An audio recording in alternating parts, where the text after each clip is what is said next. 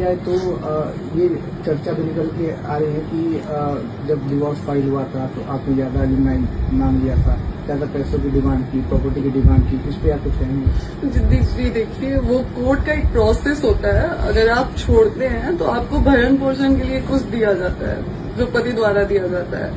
अगर आप पता नहीं कैसे लोग हैं, समझते नहीं है कि अगर मैं ना भी मांगू तो मुझे मेरे पति में जो है वो मेरा अधिकार बनता है, तो मेरा अधिकार है वो, और मैंने मांगा नहीं है। अगर ऐसा कुछ होता तो वो एक प्रोसेस होता है जो पत्नी के भरण पोषण के लिए दिया जाता है।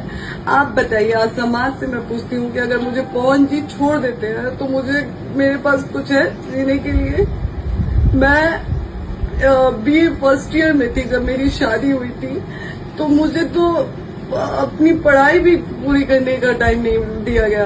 यहाँ पे पापा से बोला गया कि पेपर था जब मेरी शादी हुई थी, उसके 10 दिन बाद मेरा एग्जाम था। मुझे बोला गया कि आपको आगे हम लोग शादी के बाद पढ़ने देंगे, और शादी के जस्ट बाद हमसे बोला गया कि आप अपने पापा को फोन करके बोल दीजिए कि आप नहीं पेपर नहीं देना चाहती हैं, पवन सिंह से शादी हुई है आपकी, आप आगे पढ़ेंगी, लोग क्या कहेगा। ये सारी चीजें ऐसे दबाव देके मुझे पढ़ने भी नहीं दिया गया। अगर जिस तरीके से देखा जाए कि आपके हिसाब से चीजें नहीं होती हैं, जो आप चाहती हैं वो चीजें नहीं हो पा रही हैं, अगला मूवमेंट आपको क्या है?